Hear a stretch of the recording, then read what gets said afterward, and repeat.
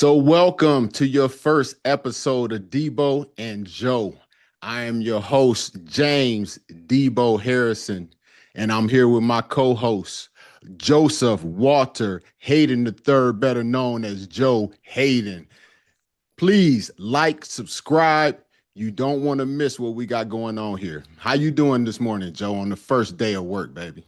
Brother Debo, I'm doing great. It's an honor, a pleasure to be here with you. I'm excited about the show, excited to get to it, the vibes, everything. You gave out my full-blown government name. That, Off hey, the that rip. People don't had do to. the third. Nobody knows Walter. Nobody knows the third. You out here giving the gems off the rip. Hey, Let's we, get we got to to it. give them what they ain't never had, baby. Yeah, You they know what don't I'm know much. saying? Let's Joseph, get into this though. Let's get into our first topic, man. Michael Parsons was reported that some of his Cowboys teammates viewed him as egotistical and self-centered. I guess Sports Illustrated reporter Albert Burr, he said Zach Martin, CeeDee Lamb, and Dak Prescott are very popular in the locker room. Not the case with Parsons. Wrangled teammates in different ways, seen by some as egotistical and self-centered. His podcast has created issues too that go all the way back to quarterback Dak Prescott. Dak also added that he wasn't completely surprised by Parsons' trade. What do you think of players having podcasts? I'm not mad at players having podcasts. My thing with players having podcasts is if you're gonna be able to take criticism, you're gonna be able to give criticism. I think you should be able to, it's like an interview. Like after the games, you can be able to, if you win, you're gonna be able to talk to the media. If you lose, you'll be able to talk to the media. Being able to just give constructive criticism and just let them know how you really feel. I think egotistical and self-centered seems personal to me. Yes. I want to know who said this. Who's saying that Yes. I'm egotistical? Who's saying that I'm self-centered? You know what I'm saying? Put a name to Definitely. it. It's real Definitely. easy once you get out the locker room to be like this. Oh, that man was egotistical. Nobody was saying that when he was there. Nobody was saying that he was sacking everybody up. So I just need people to put names to that. And it seems a little personal to me because nobody was saying that when he was making $2.9 million last year. When he Right. left for the 47 ball, now he's egotistical.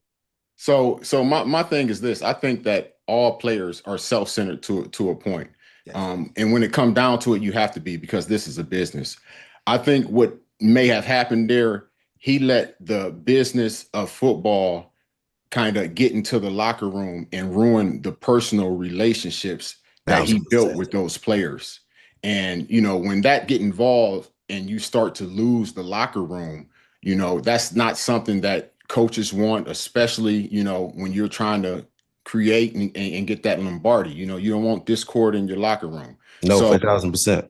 yeah, I understand what they're saying, but to the point of it's not really self-centered. Everybody's self-centered, egotistical, like you said. I find that being very personal. The feelings, a lot of these players nowadays, they are very sensitive. They 1,000%. really shouldn't be getting into their feelings. Like when we played, back in 2007 to I believe 2012, our defense was ranked 1-1, 5-2, and 1-1 in those years. But we were highly, critical of each other. We were critical, of ourselves, and we held each other accountable. It was, it was nothing to yell and scream at a guy. I go back to stories where you got Casey Hampton and you got Foot, and Hampton's our big nose tackle. He clogging up the middle. He holding up two guys all the time. So and they'll get maybe 4 or 5 yards on the run, and then maybe they'll get 4 or 5 yards later on. And the first thing Hamp would do, he'd be like, God dang, what the hell y'all doing back there, man? Y'all go stop and make a tackle or what? And this is like 4 or 5 yards. So you got Foot and Hamp right there, and they're arguing. And the ref is like, who you talking to? Like, they think we arguing with the other team, but we You talking to to his each own other about players. to get a flag, man. So that was something that, I was Yeah, used to, even when I first got to the Steelers, you're going to be held accountable. What thousand you do percent. and don't do is going to be pointed out.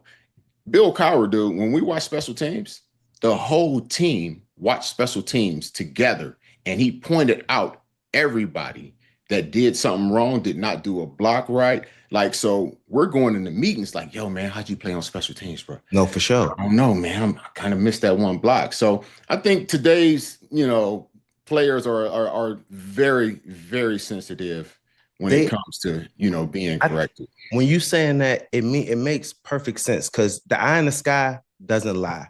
And if a coach can show you on the tape and you can take accountability, that's me out there messing up, doing that wrong, and not being able to have somebody like you did that, being able to be like, no, that's me, coach. That's on me. I got the next one. You know what I'm saying? Being able to take that criticism, not being like nobody trying to do one up you or let you know, but that's not acceptable. Like if it's on the tape, then it's not good. If you're doing good things on the tape, we're gonna let you know that's perfect. Yeah. That's the way it needs to be done. So praising the right stuff. And when you do the wrong stuff, being able to take it on the chin and be like, nobody trying to clown you, bro. We just know that that's not going to work. We're going to lose with that. You know what I'm saying? And then, like with him, holding in, as they say, and, saying, that he had an issue with his back and all that other stuff. Guys either know or don't know. You can't tell somebody if their back is hurting, but that's something else where I believe Mike Flores, he reported that, the next CBA will find a way to try and stop the hold-ins. He said the hold-in process gives players who are willing to cite injury, real or imagined, and not play the real power. Its ultimate goal is it ultimately gave Parsons the power to get out of Dallas. It's power the NFL wants to keep. The NFL doesn't want players to have it. So what do you think could be done, or what do you think could happen in the next collective bargaining agreement that would try and oust that? So the NFL basically, like, this is the thing. It is a business. It is a business. I think with Dak Prescott and CeeDee Lamb and with the dudes on the team, the teammates, you understand that he's going through negotiations. He doesn't want to put himself out there. He's making $2 million. He's about to be making $40 to $50 million per year. It's no point of going out there. And if you are a Cowboys fan or a Cowboys teammate, you're looking at his situation a little different from he's. So how do you think the NFL will try and attack this with the CBA though? I think the NFL, man, they going. I mean, you can't tell me my back's not hurt. So I'm trying to figure out what specifically they can do to get me to practice or get me to not practice. I think when he's there getting treatment and saying things like that, but I mean, I don't know. Maybe they have to say if you're going to go get an MRI, you're going to go do all this stuff. But at the same time, you can't tell me that my back doesn't hurt. You can't tell me my back isn't tight. Like, I think. Go ahead. It's going to be tough for them to make that. You know what I'm saying? Make NFL players have to do that. I think so. I think we need. I think we need, when I say we, the NFLPA, I think they need way, way stronger leadership. And I go all the way back to, the 2011 lockout. You were there for that, right? Yeah. My biggest issue with that was we had poor leadership. DeMaurice Smith, I think he was trash, dude, when it really come down to it. I should be president. That's what it should come down to. I really should be president. I hear you. I'm here for it, Debo. I'm voting for you. Come on. The first thing I would do is I would stop letting players vote that are not vested into the program that they're voting for. So you got 53 players on the team, right? You got another, what is it now, 6 or 8, 10? So you got 63 total 10 players, right? 10, 11 practice squads. Okay. So now you go into the season and they bring in an extra 50 guys, right? Those extra 50 guys get to vote on the collective bargaining agreement. Now, if I'm a rookie, yes, I'm going to vote yes. I don't care what's in there. Why? Because I get an opportunity to make $500,000 to multi-millions of dollars. I don't care what's in the collective bargaining agreement. But you're not probably going to be there. The average NFL career is 3.5 years. To get vested, it takes you 4 years and 4 games to get vested, right? Yeah. With that being the case, you're allowing people who will have no say pee in the pod say for something that won't happen. So I think the NFLPA should make a ruling. That's the first one, that if you aren't vested into this, you cannot have a vote into this. The second thing I think they should allow is players, you get 5 years of health care after you're out. Players who are still on that health care plan, still into the NFLPA, they need to be able to have a vote. You know, the biggest issue I had with D. Smith was you were put in position to make the hard decisions. And when it came time to make the hard decisions, you let the majority of what he's told me was 80% of guys are saying, yo, I need to go back to work. I don't have this. I don't have that. Didn't they tell us for 2 years to save up your money so that you had enough to last a year of a lockout? They So did. the guys that didn't listen, I'm sorry, but me being the president of the NFLPA, I'm trying to take care of past, present, and future. What he did was worried about the guys that didn't listen and didn't do what they were supposed to do. And for me, that is a trash move. I'm not going to allow my son to do something that I know is not good for him. You were put in a position of power where you can make that decision. I had guys on other teams that were like, dude, we didn't even vote. We went in and they were like, oh, yeah, we're going to practice. Everything passed. How did y'all's go, man? Yeah, I mean, there's a little bit of the same way. I think the vested players, the older guys, the dudes that were really in the league for a minute, were reading it. We're reading the contract, was trying to figure out to try to get the best deal. A lot of dudes, some other dudes, like you said, that didn't save up, weren't really ready for it. Like, man, living more paycheck to paycheck. They like, this is my second year in the league. I need to go get this check. I don't know what y'all are talking about. Right. So So that's what they're counting on. They're they're counting counting on the on the dudes that guys gotta. in years 2, 3, 4 that didn't do what they were supposed to do. Now they're going to be that extra, 10% or whatever it may be. That's going to put them at the 51% that they need to get it passed. No, As the, sure. as the NFLPA president, I think the biggest thing they need to do is make it to where you cannot vote on the CBA unless you are vested into it. And I think that would make it a whole lot more beneficial for us as players, past, former, all that, Yeah. to be able to get the things that really matter. I mean, you look 1,000. at the collective bargaining agreement, I think that just passed. The biggest thing in there was, hey, we don't get suspended for smoking weed. Come on, Yeah. man. Yeah, and that's another thing too. They're keeping that over the NFL's head because weed is something that nobody they need to let it be legal. They need to not test dudes for weed because at the end of the day, that is medical. I can't agree with that. I gotta go with that too. Let me tell you this, Debo. Let me tell you why I say this. Well, I'm gonna tell you why I say this. Okay. Because if you're gonna tell me that somebody can't go and do their job, they can drink and go on the job, you'll get fired. If you there high and can't practice, you're going to get fired. Nobody's going to want to lose their job over some weed, or maybe they might, but that's going to be their prerogative. They're grown, they're an adult. They can go smoke weed, they can go drink right before practice and come there. They better be on time. They have to do their meetings. That's your job, that's your profession. Nobody got to tell me what I can go do on my recreational time. Yeah, Besides but go but you home, also got to do my thing. understand that I believe and I see that a lot of these NFLPA reps or people that are working for the NFLPA, it looks like half of them are trying to get a job at the NFL. I mean, you go prime example. Look at Troy Vincent. He was an NFLPA rep person. He worked for the NFLPA. Next thing you know, he's gone. Now he's working for the NFL. That was during that whole time, when Upshaw ended up passing away, sadly, and they switched over, and then Maurice came in and he shot over to the NFL, and now all of a sudden, this thing, gets passed with flying colors, where you had teams talking about we didn't even vote. I mean, I understand all they needed was 51%, but like it doesn't make sense, and it seems like it's some self-sabotage going on in the NFLPA with them making it possible for the NFL to just glide over with these CBA agreements, man. No, I feel you. I think you just want better representation strictly for the players, and Oh I yes. I think that you feel like they're in a little bit of cahoots. You know what I'm saying? At the end of the day, not trying to protect us as much as Listen, they should. cahoots. I'll give you cahoots. So I'll go back to the whole Al Jazeera thing where they were saying that I was on GH and there was all these other players on GH, right? Mhm.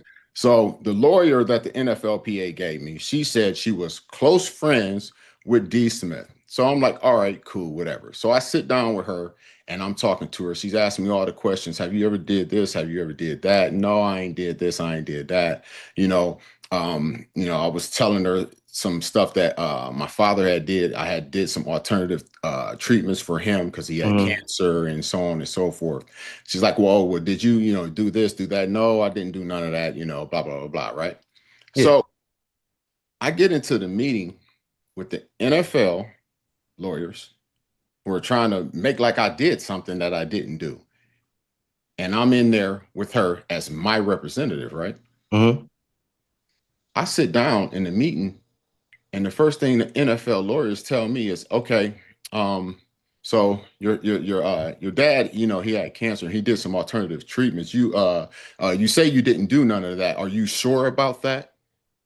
If I was guilty and had told her this, she would have ran and told them everything. And that's the representation you sent for me as the NFLPA attorney to defend me? You're crazy. Dude, it was out of control. No, okay, no, I could respect that. That's wicked. Yeah, for sure. I see you got that Cleveland hat on though. So let's go ahead and go to Cleveland now. Let's go ahead and go to Cleveland. So they said Shedeur, your guy Joe Thomas had something to say about Shedeur. They say it was strong. I don't know exactly how strong I would say this is. Thomas said they're not conspiring to sabotage somebody who, by the way, would be great for the league. And he is great for the league because the league wants eyeballs on it. There is no reason they would be trying to conspire against him and sabotage him. He all goes on to say, I think he has a higher ceiling. He's a great playmaker. He was tremendously accurate. He has the feel when he's in the game and how to make the big plays. But just because you have the ceiling that's really high and the potential to be able to do that doesn't mean you could do that right now. What do you think of those comments about Shedeur? Well, from Joe about Shedeur. I love Joe Thomas. I love Joe T. And I know that Joe T is in Cleveland. He's out there. He's amongst the people. So he knows the pulse a little bit. And for me, I think it's more of the managers, the general manager, the owners and things trying to just chill the noise. They understand that they have Shedeur. They're just really trying to start Joe Flacco right now because he's just a consecutive vet. You know what you're going to get. I think that they're going to try to build Shedeur up a little bit, just give him a little bit of chances. But all right, let me keep it a bean. Okay. When Shedeur did his last preseason game and they had the third stringers, fourth stringers out there, I didn't feel like that was a good position to put him in to win. And then when they had the fourth quarter drive with one possession left and they took him out and put Huntley in, I don't think they did not want him to drive that ball down there and get a touchdown just because it's just too much noise for the Browns to handle right now. I think they want Flacco to get in there, steady the ship, and then let Shedeur and let Dillon keep on battling it out. In my mind, Shedeur is going to be the better quarterback. Shedeur's ceiling is higher than what Joe Thomas is saying, but he's saying it's no point in throwing them into the fire right now. They have an OG. They have Joe Flacco. Somebody can just try to settle the thing. Let the season go. Let's get us some wins. You know what I'm saying? He's been in the league now, 18 years? So he's more of a just vet. The same thing that they're doing in New York with Dart and Wilson. You know what I'm saying? You need to just have a vet out there because you don't want to throw your rookie. You know, he's the long-term deal. He's going to be there for a while. I kind of agree with Joe. I don't see them going in and drafting a guy that they don't see could possibly help the team. Rather, that is if that's right now or later on down the line, that that is up to them to make that decision or where they see his development going to. But I don't see the conspiracy of actually drafting a guy anywhere and then not giving him opportunities or just sitting him there just to sit him there. I mean, I got a question for you, though. Draft him at all. I got a question for you though. Do you, in your personal opinion, do you think Shedeur should have went in the 5th round? And if you do or if not, why do you think he went in the 5th round? I don't think he should have went that low. And the reason I think he went, that low is I think it has something to do with his, with his dad. Rather that is them not liking him or him not going and doing, the workouts, Yeah, answering the because questions the way his they like. father told him not to. I mean, it's a big difference between, Deion's talent and Shedeur's talent. Deion, that's generational. Shedeur is a talented athlete, but to, go in there and not, not work out, not give him something. I think, for me as a owner or a head coach that, I want to see him do or, throw certain, throws or just having there to see it, in front of Yeah, me. And yeah, I would feel some type of way. But I mean, to be fifth, I think that was a little low. no, for sure. I respect that though too. I think that he thinks that he didn't go into the process the way he should have, answering the Mhm. right questions. At the end of the day, you're working for somebody, you're working for a Mhm. company, you know what I'm saying? And at the quarterback position is a little bit different than DB or wide receiver, where I'm gonna just come here, I'm gonna do what I gotta do and just handle business regardless. When you're a quarterback, you're face of the franchise. They want you to Mhm. act a certain way, you know what I'm saying? Maybe Right. treat them a certain type of way, you know what I'm saying? Because you're gonna have the keys, you're gonna be the man. So I think if he were to go back and do it, he would have probably did that a little bit differently, you know what I'm saying? Just being a little cocky, letting them know, like, yeah, I'm him. But at quarterback, you gotta kind of transform and just be a little more Yeah, they how they gotta they want you gotta to they be. gotta have an opportunity to really, see and get the for sure, yeah, this is what I'm getting. It wasn't because, you had this prolific receiver, Mm-hmm. you had Horn too, so it wasn't like he didn't have some good receivers over there. So I For I, I sure. I totally, understand it. And like I said, at the same time, I understand, how other people see it as being unfair because of, the comparison of, with his father. Yeah. But your boy Travis Kelce, your Clevelander, he said that they should give the people what they want in terms of Browns fans. Shedeur start.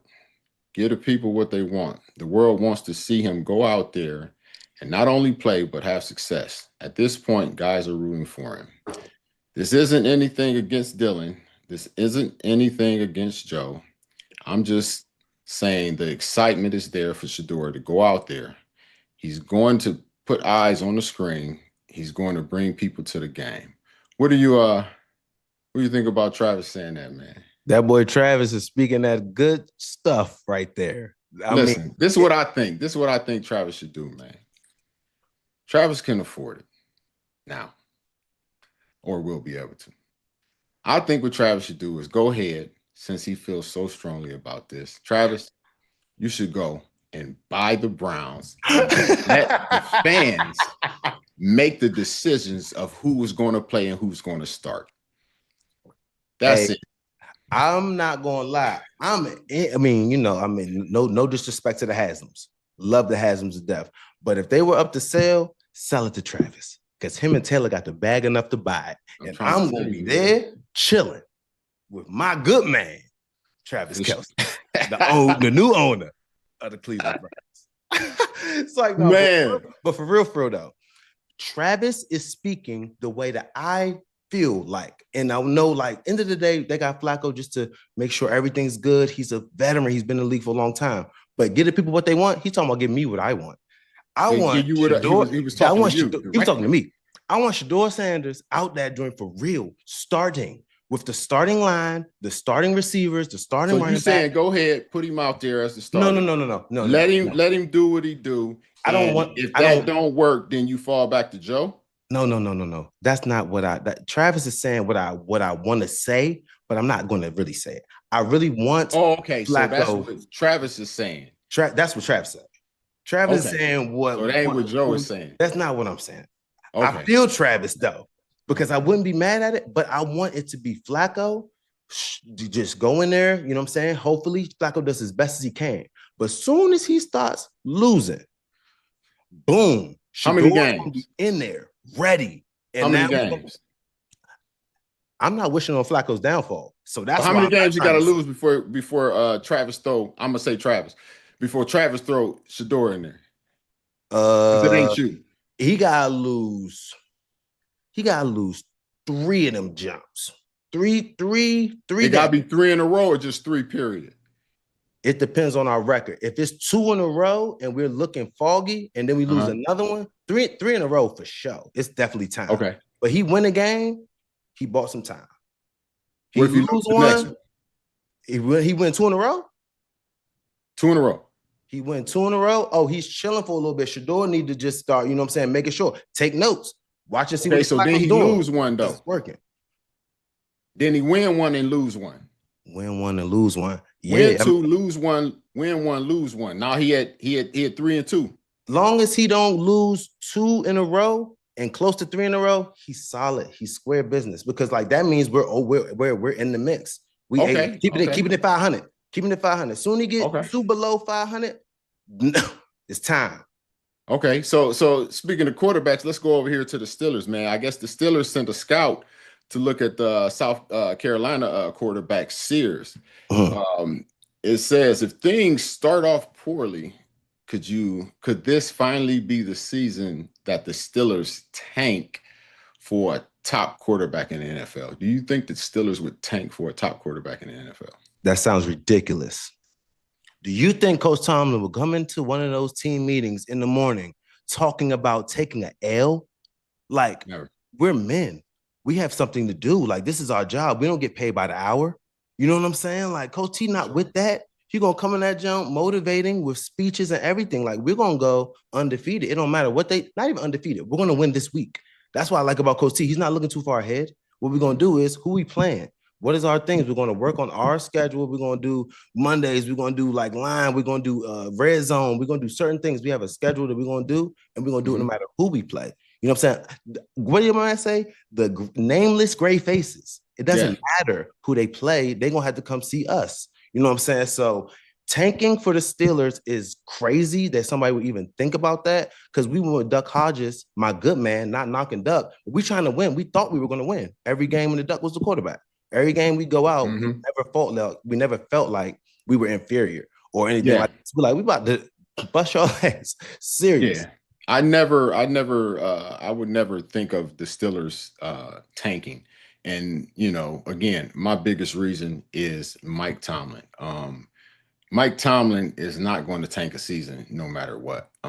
He hasn't had a losing season in 18 years. Yeah. He's not going to go out there and try and have a losing season. And I know people say, you know what, man, it's time for a change. It's time for this. It's time for that. You know, he hasn't won a playoff game since 2016. You know, that's one of the knocks. But how many coaches out there, you know, can you say has the record he has never had a losing season? And to be quite honest with you, I believe that's one of the reasons why he will always keep a job in Pittsburgh.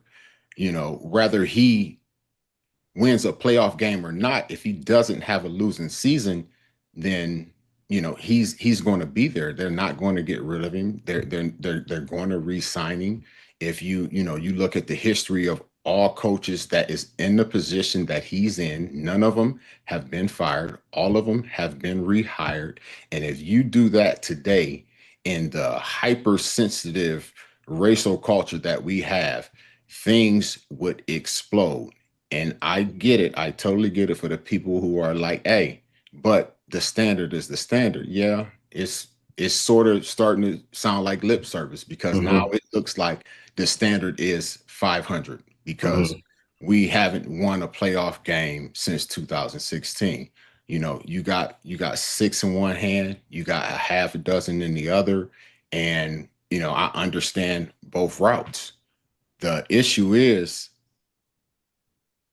you can't get rid of that. You can't, you know, you jump out of, you know, the grass is always greener on the other side. And you think it's greener on the side. You know what I'm saying? Think it's greener. It's not really greener than that. And if somebody were to let go of Coach T, he would be picked up the quickest of any coach of all time.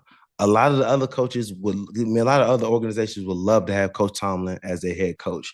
And especially the way that people speak about him. Like, I know me, for instance, just playing from a bunch of different coaches in Cleveland, coming to Pittsburgh, Darius Slay, Jalen Ramsey. it's not just us. It's like, that's not normal. The way that he just is able to interact with his players, the way he's able to legitimately like have real conversations with you. He's not lying Well, to you. I will say this. I understand where you're coming from with that, and I had that relationship where my relationship with Tomlin broke down was towards the end, the last year. And he always says, as a tough question, I'll give you a tough answer.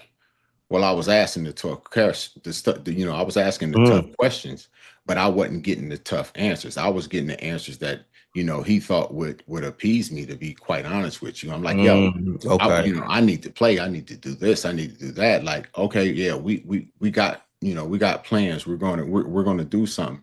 And, nothing came to it. And what it really came down to is, I'm like, yo, if you just sitting me here to have me as a backup, just in case one of your young guys go down and you can put me in there, I understand that. But say that to my face. Say that to my face. I could deal with it better than you sitting here and feeding me a whole crock of stuff that does not make sense, to the point of where we're going. I think it was Houston or something, can't remember, but it was before Christmas. And I'm like, yo, I know you're not going to dress me. I know you're not going to play me. Why don't you just let me stay at home? This was 2017. Right.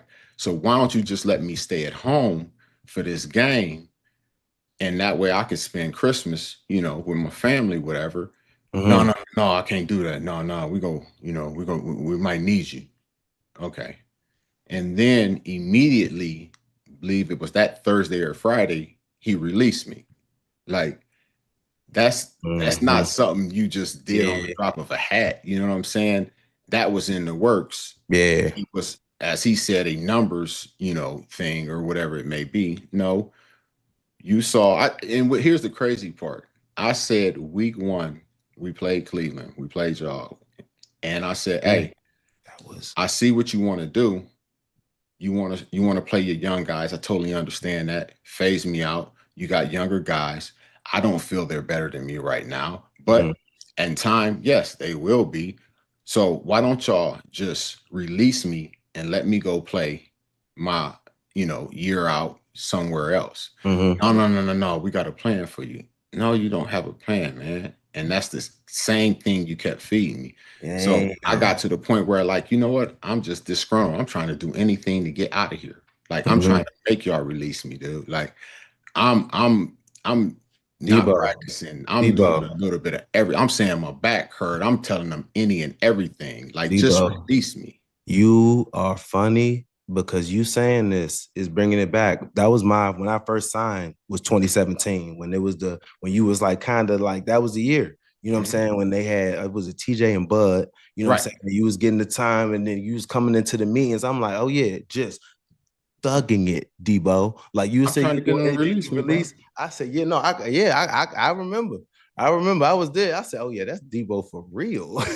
But that's the thing. That ain't even me. They made me go out of character. I know, Debo, but I'm just saying, that was my first time over there. You wasn't being me, but you was like, yeah, I could just tell you wasn't on that. But it was like, you've been there so long, did so much. That's when the business kind of really hit, to where you have a personal relationship with Coach Tomlin. Like, you feel like, you know what I'm saying? Like, I'm asking you the hard question. You should be able to give me the hard answers. We're grown. We're maturing this. We're grown, man. So, like, yes, I can understand. Some type that's of what way. You want to do. No question.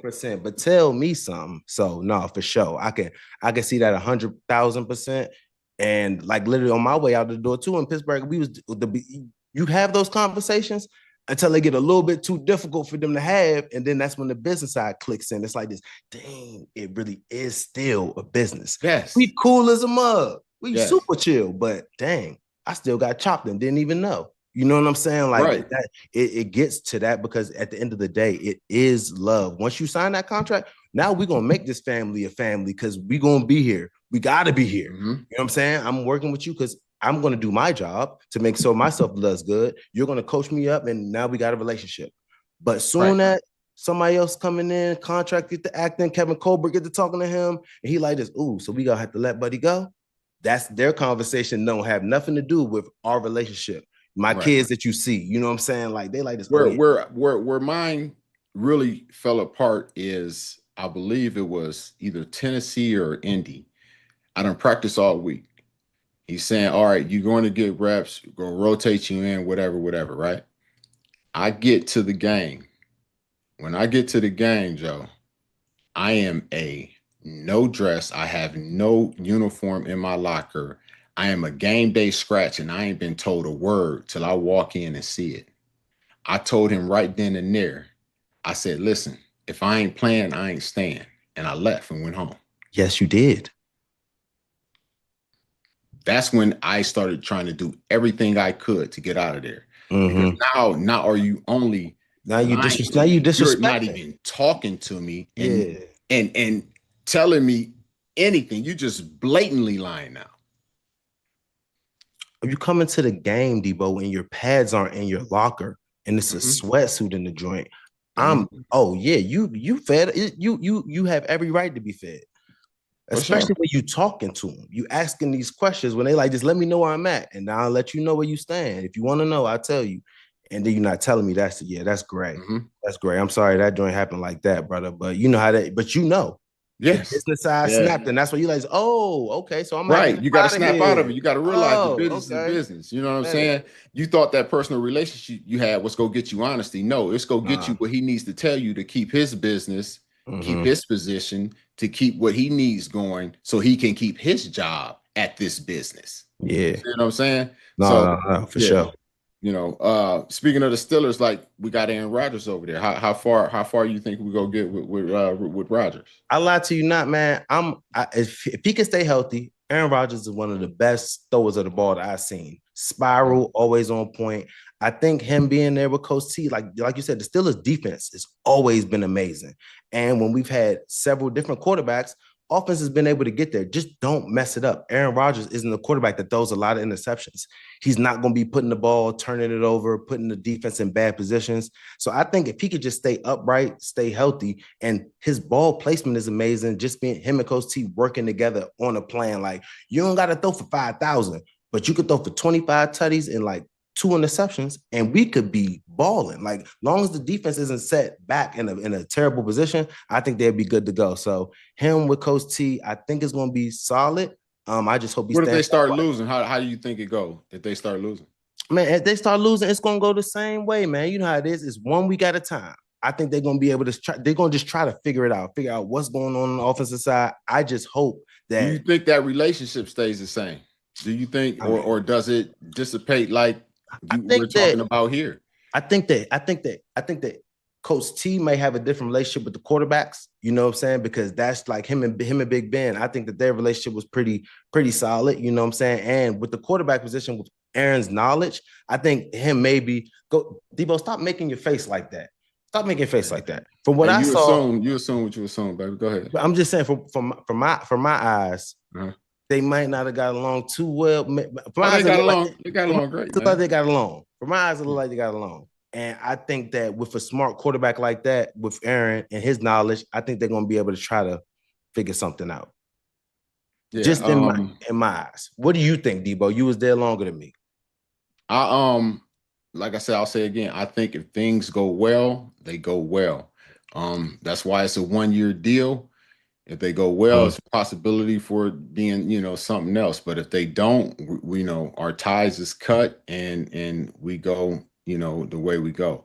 I think it gets super ugly if they get to a point to where it's looking like it's going to be Tomlin's first losing season, because now that puts him in a position he's never been in, and it opens up the gate to a lot of other decisions that could be made, by the Steelers organization.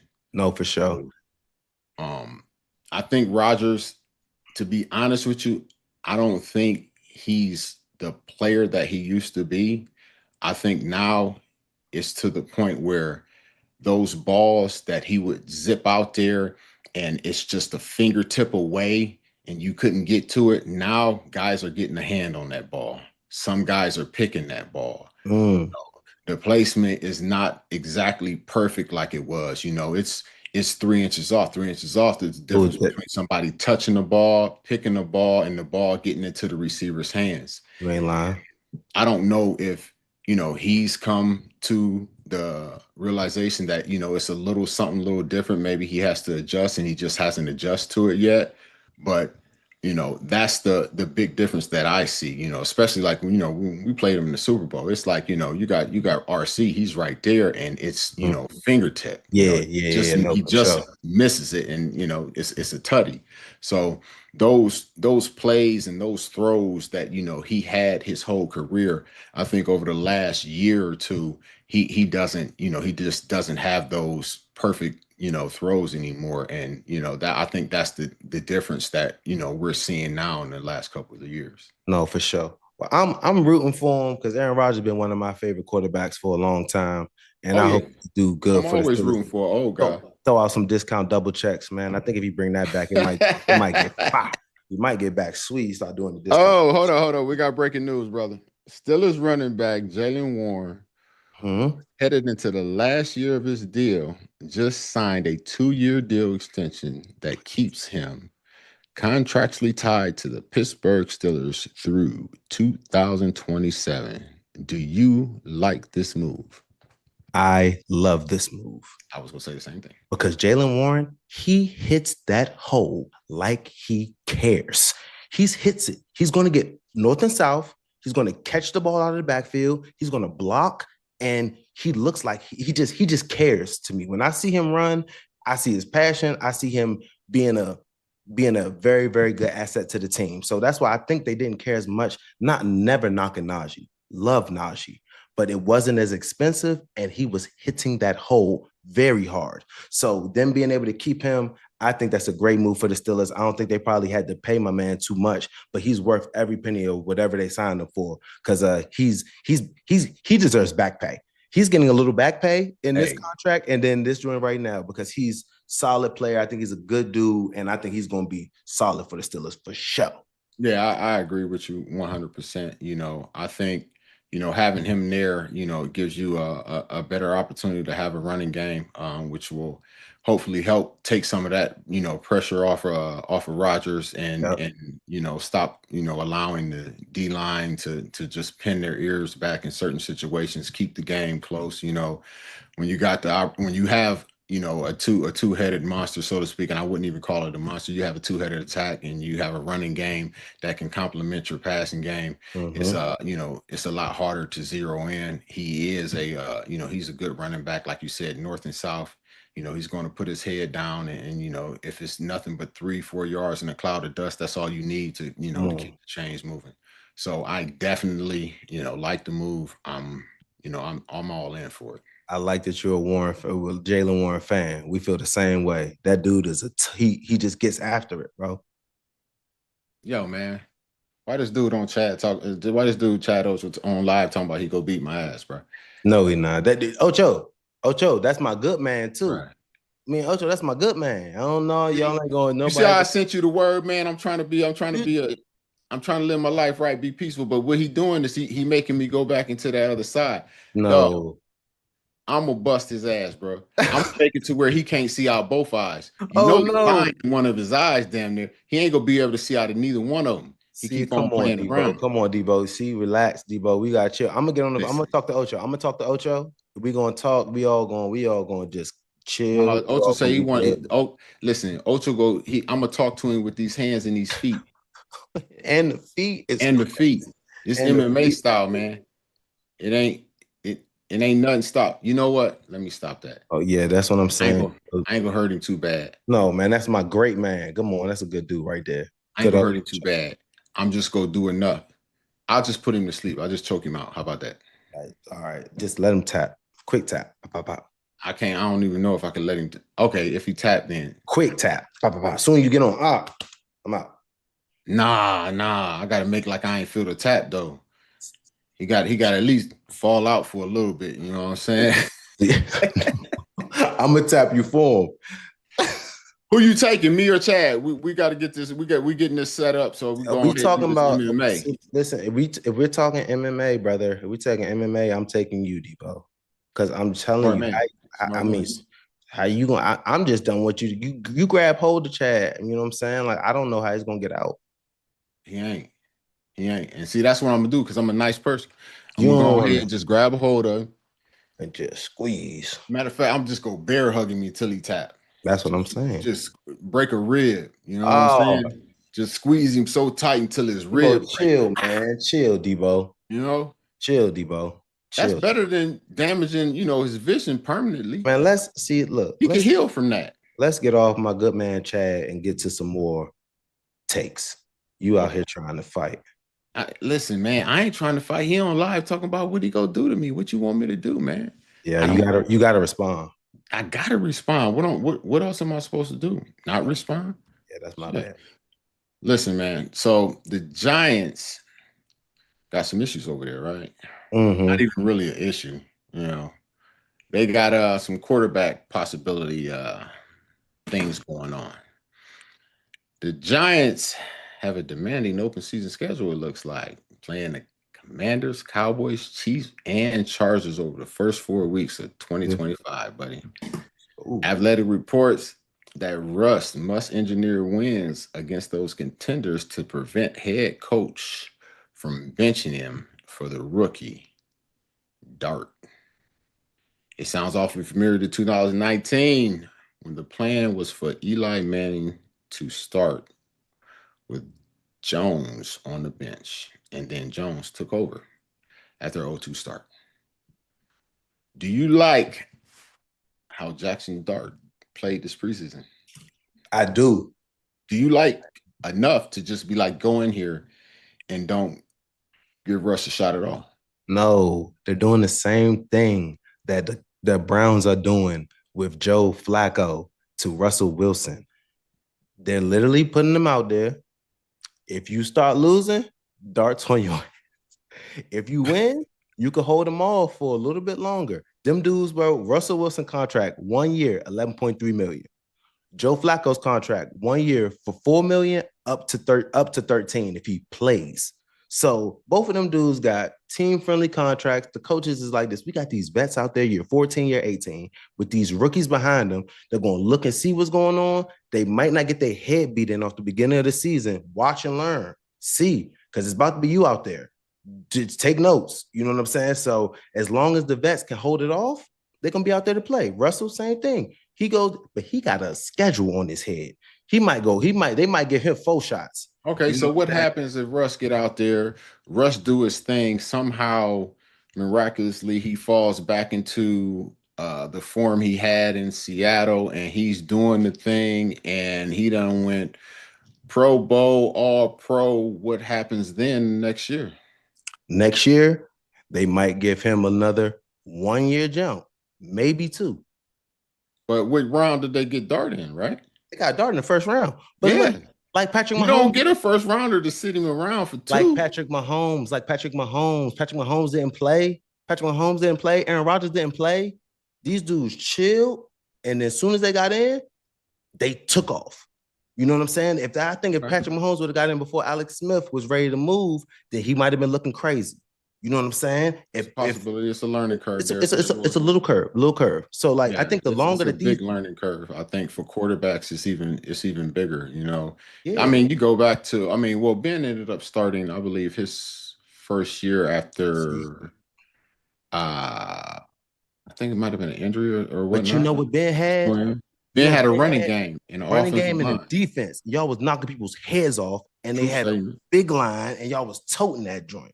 Yeah, So Ben got the opportunity, I believe, to have that learning curve, but actually be in there and do it through the process of the first, couple years, where they'd run the ball, hit you with a deep pass, or mhm. run, pass here, run, pass here, however it was, which took, a lot of pressure off him, especially as being a young quarterback sitting out there trying to read, defenses, complicated defenses at that. And, 100%. that opportunity, I think, helped him, grow even faster. I think, even to the point of, where he would, especially when he was real young, he'd scramble around. And I think like some of that may have been, just trying to get to the read in time, just maybe couldn't get to the read in time. And now, the pressure is coming. So now he scrambles. And what's the first thing that happens when the quarterback starts scrambling? Your defense breaks down. You start trying to get to whoever's near you. And that's great, when you're a quarterback, because now it's just spot and throw, spot the guy you want to hit and throw it to him. So I think that, that was something that was beneficial to him, you know, being a young quarterback, having that running game, having that offensive line, having that defense that, was going to make sure that you got opportunities to be able to go out there and just take your time, getting into the NFL system, and then having a defense that if you did make a mistake, they were there to back you up and put out the fire. Yep. He ain't feel like they putting the whole everything on him. It's not all depending on you. We're gonna be good regardless. Just don't go out here and mess it all up. You know what I'm saying? Like, just be consistent, do your part, do your 111th, and we're gonna be good. I think that's really good for rookies, not having to have too much on their head to come in there and like, oh no, I gotta change the franchise. No, you need to come out here, make sure you know the reads, know what you're doing, know what everybody's job is, and then we're gonna be able to get into it. Hand the ball off to this great running back you got. You know what I'm saying? Behind this big line. So at what point do you think they put in Dart? At where is that? Yeah, I think it's the same thing, just depending on how he starts off the season. And I think after Russell Wilson's gonna 0 and probably 2. play at least 4. 0 and 2. Like Jones. They go 0 and 2. What happens? He go 0 and 2. He goes 0 and 2. He might start the third game. He may get pulled. So you say he go 0 and 2, that it's a possibility he gets a chance in the third game. Yeah. Having the rook ready to go ahead and step on in. He might get pulled the third game. Won't make it to the I don't know if he make it to the fourth if they go 0 and 3. Because the way Dart was looking in the preseason, he looked good. He looked like, all right, man, this gonna be keep losing. Like what he was. The thing I hate about the preseason, man, is that you don't really get to see the players that you're going to get to see in the regular season. So it may make some guys look better than what they are, because you're not actually going against the talent that you would be going against.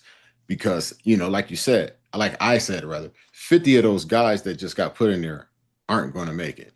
Nope. So, that's, again, another 6 in one hand, half a dozen in the other. No, 1,000%. Yeah. But do you think that if this doesn't work here and Russ gets benched, do you think this is the last stop for him? Do you think that's... Man, no. Quarterbacks have 13,000 lives, and I know for sure somebody have him as a backup somewhere. I think he's a good dude. I don't know. The circus, they might think Russell has a little bit of stuff going on with him, but in my opinion, I think he'd be able to stay in the league a couple more years for sure, if not trying to fight for a star. When you say the circus, you gotta elaborate on that. When I say the circus, they just the way Russell would go whatever the team it is, go like just his little that stuff, and then some just from Seattle. He's a good dude. I like Russell Wilson, but people try to say he's a little like corny, and then bringing in Sierra. Like there's more than just it's a little bit of an entourage to him too. Yeah, and I don't mean to say circus. I don't think it's a circus. I love Sierra. I love Russ. They're nothing but nice to me. But the way that people always try to make other people's situations seem like, oh, we got so much going on. NFL owners, they may not want to have time for, if your quarterback is not balling like a $50 million quarterback, they might think that that's a lot that comes with him. So I'm not trying to say that that's me personally. I'm just trying to say how the way, you know what I'm saying, league. I think, I mean, just from what I've seen and what I heard, I think to any organization, depending on, not any organization, depending on where you at, I don't think New York, it would be such a thing. I think they can handle it. I think in smaller, smaller cities, it would be smaller markets, more of a distraction, especially, with the entourage that, comes along with it.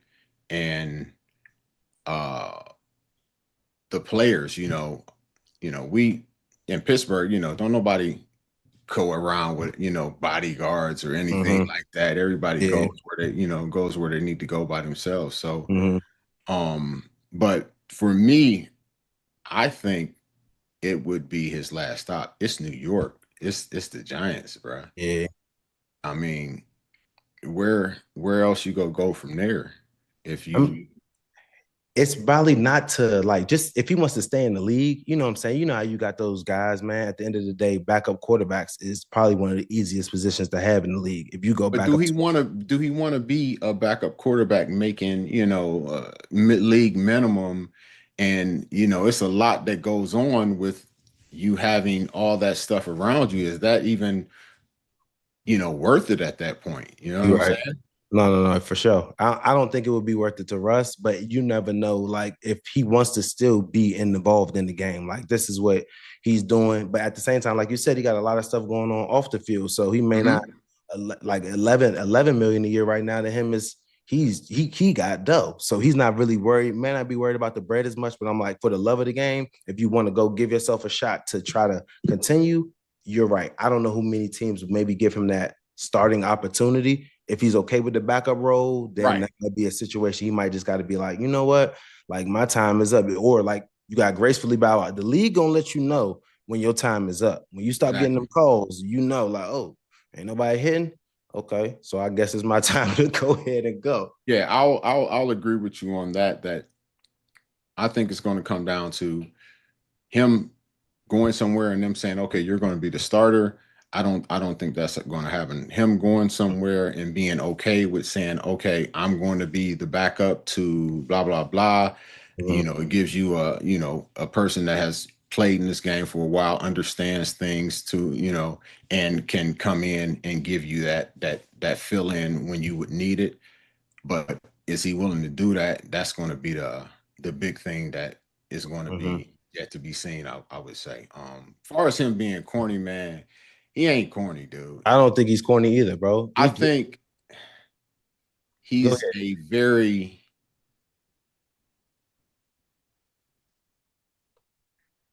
he's him, dude. And it's not, see, corny is being fake to me.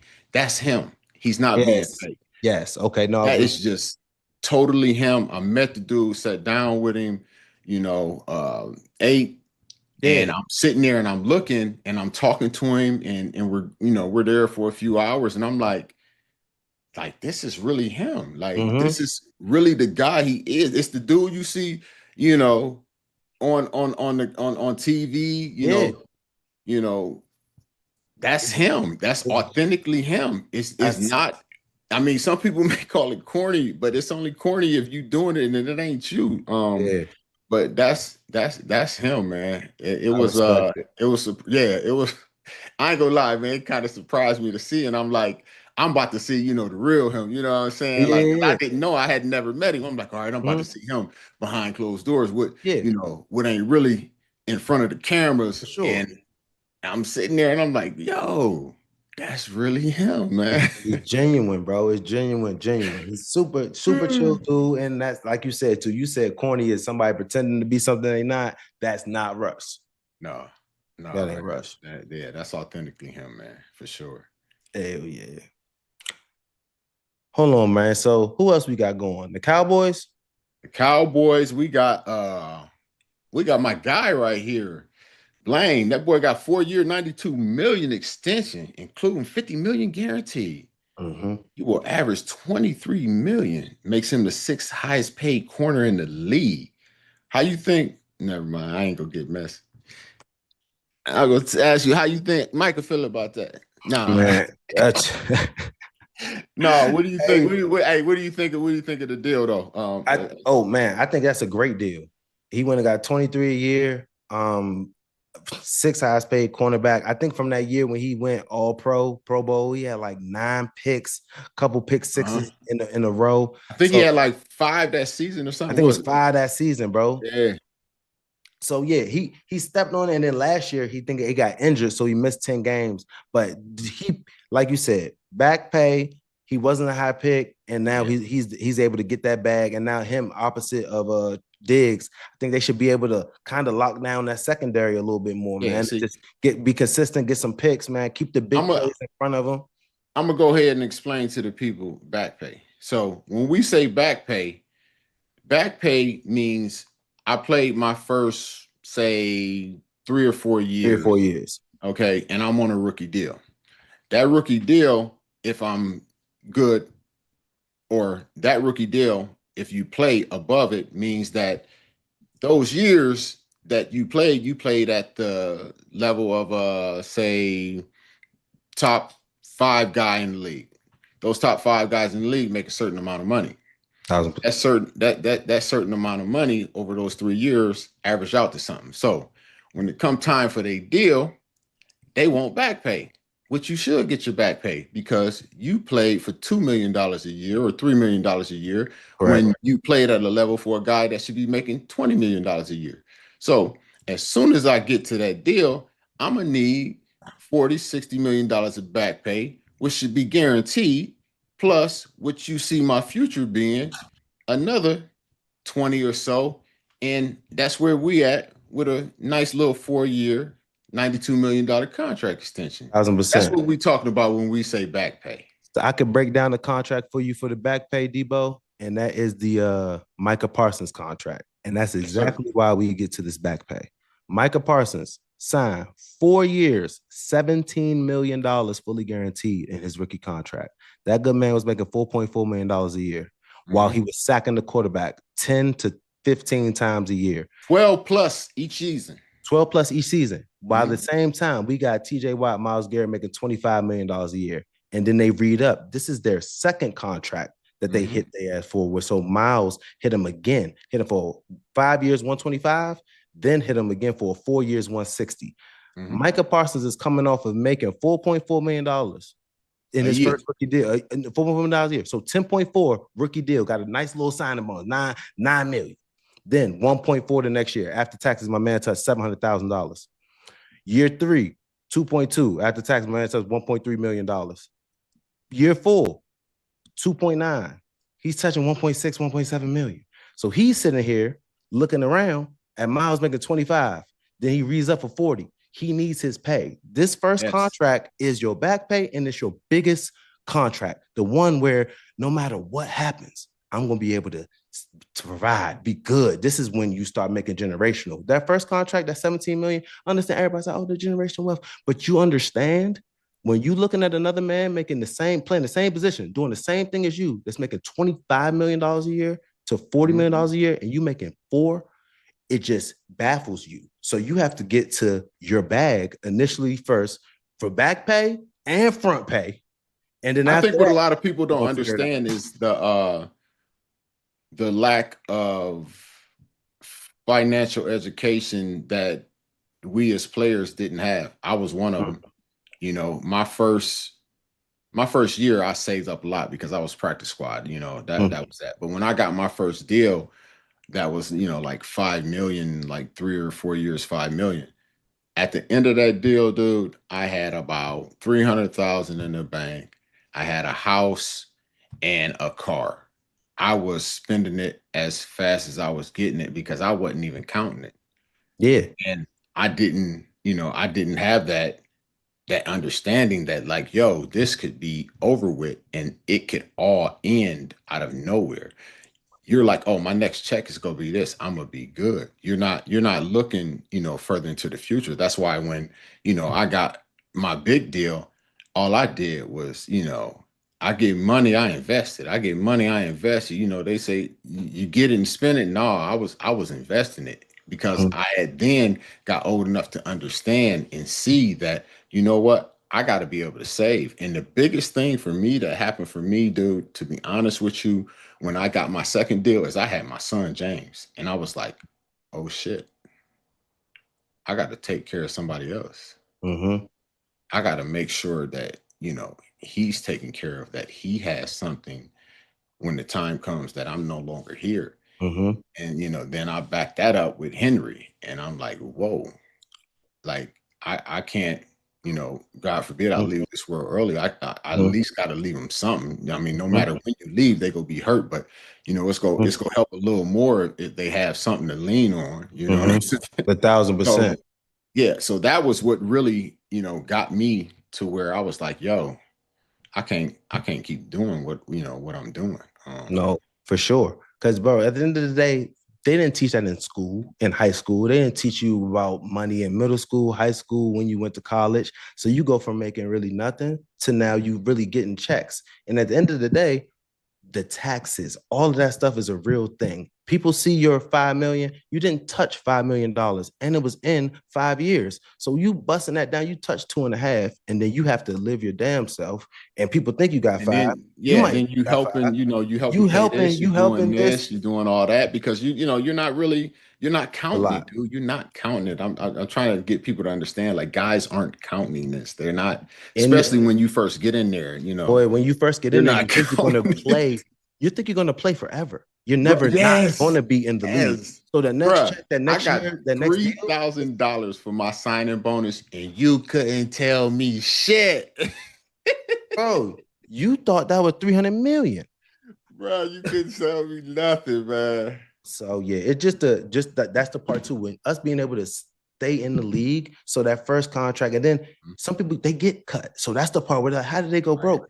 I could show you easily. Like, it's not that difficult. And then you think that, oh no, they could last forever. Let me tell you something. If you can't manage your little $200, $300, $400, you're not going to be able to manage a lot more money. 300 million, period, dude. You're going to be able to, you're going to start doing things that you think that is cool and sweet and all that. So just being able to get financially literate and then being able to do that. If you did spend that at the beginning, now financial literacy is something that they need to teach to all young athletes. And that should be a requirement. And the part is too, you can't knock kids also, because if you never had it, you can't tell them they can't do nothing. Yep. You're going to be able to have a budget. You're going to be able to spend some stuff. I know you threw away plenty of money on cars and everything else. You know it. And some jewelry and things, but at the same time, it's just, you got to give yourself a budget, have a little bit of fun, but knowing at the end of the day, we're planning for if this contract was to end today, you know what I'm saying? Not you're dependent on next contracts, next deals. You know how many guys when I first got in the league, it was like, yo, man, I got to get to this next contract, and I ain't got nothing. I got to get to this next contract. And 70% of them never got to it. Yeah, they planning on spending money that you don't even have yet. That's the crazy part. You like, oh yeah, this whole jump right here. Wait, but I get the next one. That's when I'm gonna start saving. It's too late for that, boss. Man, look like we done ran over a little bit. So what we gonna do here is we're gonna let y'all know.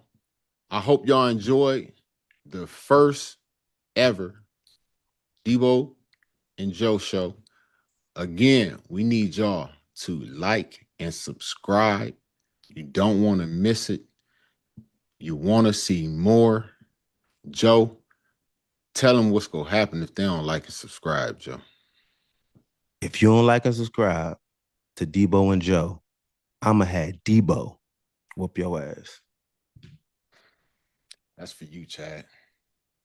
Oh, Chad. Like and subscribe. Like and subscribe. We out. Play my exit music.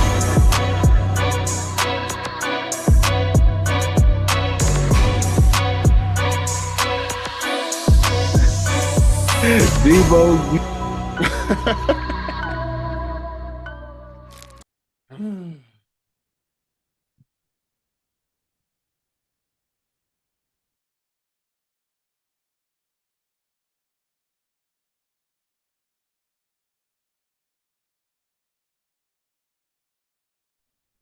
Thank you very much. Thank you very much. How we do? We good? We good? We got.